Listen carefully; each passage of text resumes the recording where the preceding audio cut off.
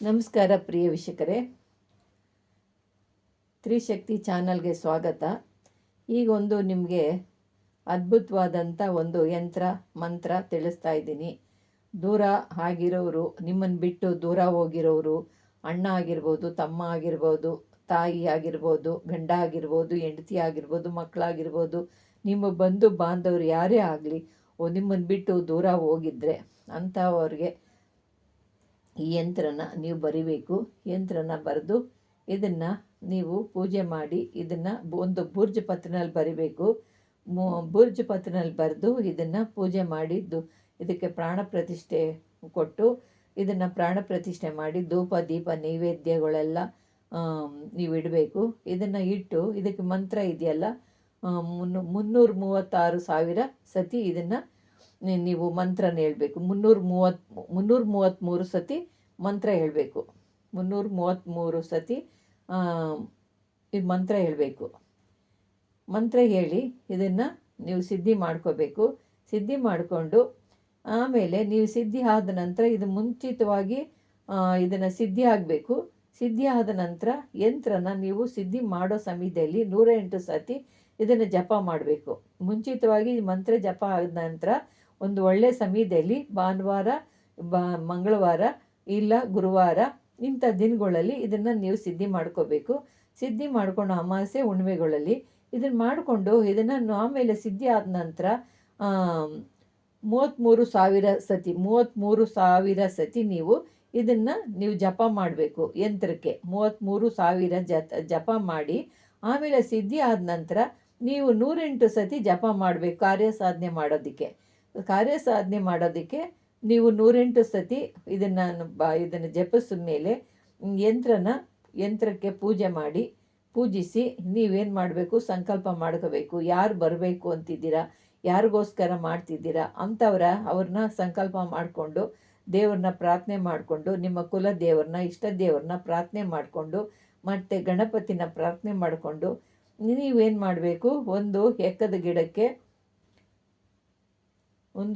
ಎಕ್ಕದ ಗಿಡದ ಹತ್ರ ಹೋಗಬೇಕು. ಅಲ್ಲಿ ಹೋಗಿ ಪೂಜೆ ಮಾಡಬೇಕು. ಎಕ್ಕದ ಗಿಡದ ಹತ್ರ ಹೋಗಿ ಅಲ್ಲಿ ನೀರು ಹಾಕಿ ಅರಿಶಿನ ಕುಂಕುಮ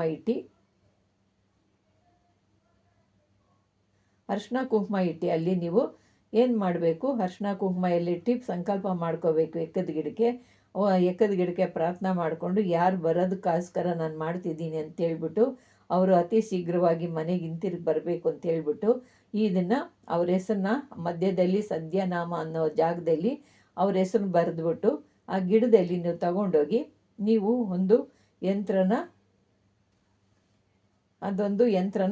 ಕಟ್ಬಿಟ್ಟು ಬರಬೇಕು. ಮತ್ತೊಂದು ಯಂತ್ರನ ಬರಿಬೇಕು.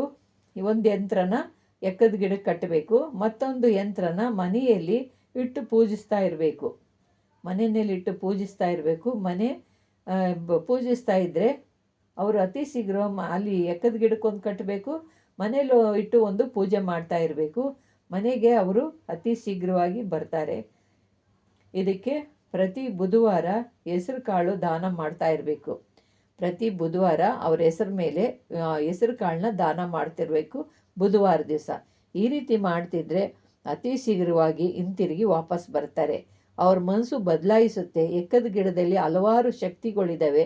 ಅಲ್ಲಿ ನಿಮಗೆ ಆ ದೈವ ನಿಮ್ಮ ಕಾರ್ಯ ಮಾಡುತ್ತೆ. ಈ ಚಕ್ರ, ಈ ಯಂತ್ರ ಮಂತ್ರ ಎಲ್ಲನೂ ಕೂಡ ಸಿದ್ಧಿ ಮಾಡಿ ನಿಮ್ಗೆ ಅತಿ ಶೀಘ್ರವಾಗಿ ವಾಪಸ್ ಹೋಗಿರೋ ಹೆಂಡತಿ ವಾಪಸ್ ಬರ್ತಾರೆ. ಗಂಡ ನಿಮ್ಮನ್ನು ಬಿಟ್ಟು ಹೋಗಿ ಇನ್ನೊಬ್ಬರು ಸಹವಾಸದಲ್ಲಿರ್ತಾರೆ, ಅವರು ವಾಪಸ್ ಬರ್ತಾರೆ. ಇವೆಲ್ಲ ನಿಮಗೆ ನಡೀತೈತೆ. ಅದ್ಭುತವಾದಂಥ ಕೆಲಸ ಮಾಡುತ್ತೆ. ನಿಮ್ಮನ್ನು ಬಿಟ್ಟು ಯಾರು ಹೋಗಿರ್ತಾರೋ ಅವರು ಹಿಂದಿರುಗಿ ಬರ್ತಾರೆ. ಎಲ್ಲದಕ್ಕೂ ಕಾರ್ಯ ಮಾಡ್ಬೋದು ಇದು. ಈ ರೀತಿ ಮಾಡ್ಕೊಳ್ಳಿ ಪ್ರಿಯ ವೀಕ್ಷಕರೇ. ಎಲ್ಲದಕ್ಕೂ ಒಂದೊಂದು ಕಾರ್ಯಗಳು, ತಂತ್ರಗಳು, ಮಂತ್ರಗಳಿದ್ದಾವೆ. ಇದನ್ನು ಮಾಡಿಕೊಂಡು ನಿಮ್ಮ ಕಾರ್ಯಗಳನ್ನ ನೆರವೇರಿಸ್ಕೊಳ್ಳಿ. ಇಂಥವೆಲ್ಲ ಮಾಡ್ತಿದ್ರೇ ನಮಗೂ ಒಳ್ಳೊಳ್ಳೆ ರೀತಿಯಲ್ಲಿ ನಮ್ಗೆ ಅನುಭವಗಳಾಗ್ತವೆ. ಇಂಥದ್ದೆಲ್ಲ ಇದೆಯಾ ಅಂತ. ಇಲ್ಲ ಆದರೆ ನಿಮಗೆ ಇಲ್ಲ ಅನ್ನೋ ಥರ ಆಗೋಗುತ್ತೆ. ಅದರಿಂದ ಒಂದು ಸತಿ ಅಲ್ಲ 2 ಸತಿ ಮಾಡಿ. ಏನೂ ಇಲ್ಲ ಏಕಾಏಕಿ ಮಾಡ್ತಿರೋರು ಒಂದು ಸತಿ ಅಲ್ಲ ಅಂದರೆ ಇನ್ನೊಂದು ಸತಿ ಮಾಡಿ. ಸ್ವಲ್ಪ ಸಿದ್ಧಿ ಮಾಡ್ಕೊಂಡಿರೋರಿಗೆ ಅತಿ ಶೀಘ್ರವಾಗಿ ನಡೆದೋಗುತ್ತೆ. ಸ್ವಲ್ಪ ಸಿದ್ಧಿ ಇಲ್ದಿರೋರು ಮಾಡೋಕ್ಕೆ ಹೋದರೆ 1-2 ಸತಿ ಮಾಡಿ ಏನೂ ತಪ್ಪಾಗಲ್ಲ. ನಿಮ್ಮ ಕಾರ್ಯ ಜಯವಾಗುತ್ತೆ. ನೀವು ಅಂದ್ಕೊಂಡಿರೋ ಕೆಲಸ ನೆರವೇರುತ್ತೆ. ಅಂದ್ಕೊಂಡಿರೋ ವ್ಯಕ್ತಿ ವಾಪಸ್ ಬರ್ತಾರೆ. ಇದು ಸಿದ್ಧಾಂತ, ತಪ್ಪೋದಿಲ್ಲ. ನಿಮ್ಗೆ ಇಷ್ಟವಾದರೆ ಲೈಕ್ ಮಾಡಿ, ಶೇರ್ ಮಾಡಿ, ಸಬ್ಸ್ಕ್ರೈಬ್ ಮಾಡಿ. ನಮಸ್ಕಾರ.